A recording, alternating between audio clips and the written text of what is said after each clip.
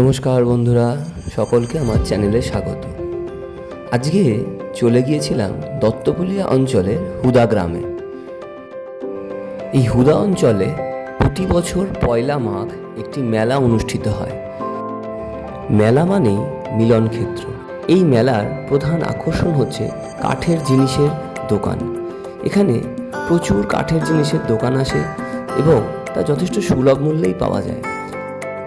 এছাড়াও ঝুড়ি, কুলো, অন্যান্য বেতের জিনিসের সামগ্রীও এখানে প্রচুর পাওয়া যায় এবং যে ধরনের জিনিস সাধারণত বাজারে পাওয়া যায় না সেগুলো এখানে দেখতে পাওয়া যায়।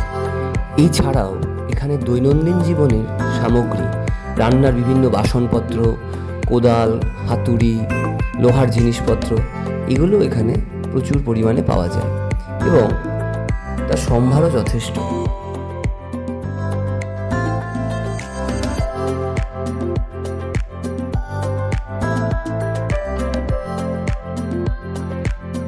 এখানে একজন মুসলমান সাধক জপ তপ করতেন। একজন গাজী সাহেবও এখানে আসতেন। কথিত আছে উনি এখানেই শেষ নিঃশ্বাস ত্যাগ করেন এবং বটতলাতেই তাকে সমাধি দেওয়া হয়। সেখানেই বেদি করা আছে এবং সেখানেই এখন মূল অনুষ্ঠানটা অনুষ্ঠিত হয়। মানুষ এখানে সে মানত করে যান। মানত পূর্ণ হলে এখানে মাটির ঘোড়া দিয়ে পুজো দেয়। মনোবাঞ্ছা পূর্ণ হলে পুজো দেওয়ার পাশাপাশি মানুষ বাড়ি থেকে চাল ডাল নিয়ে এসে এখানে রান্না করে বটবৃক্ষে নিবেদন করেন। এই রীতিটিও অনন্য। তবে এই মেলা এখন আর জাতপাতের গণ্ডির মধ্যে আবদ্ধ নেই।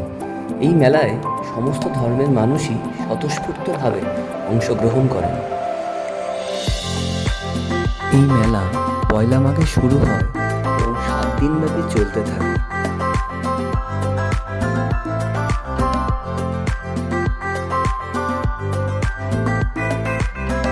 আর 5টা মেলার থেকে এই মেলা স্বতন্ত্র হয়ে যায় এর মিষ্টির দোকানগুলোর জন্য।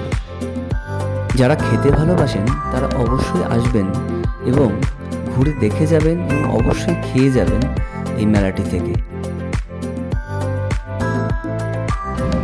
এবার আসি কিভাবে পৌঁছবেন এখানে।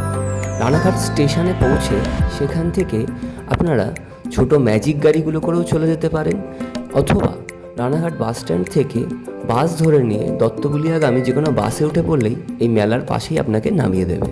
সময় লাগবে আধ ঘন্টা মতো। সবাই ভালো থাকবেন। আবার দেখা হবে অন্য কোনো একদিন, অন্য কোনো ভিডিওয়, অন্য কোনো জায়গায়।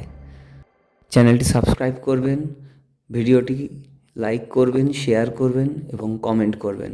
ধন্যবাদ সবাইকে।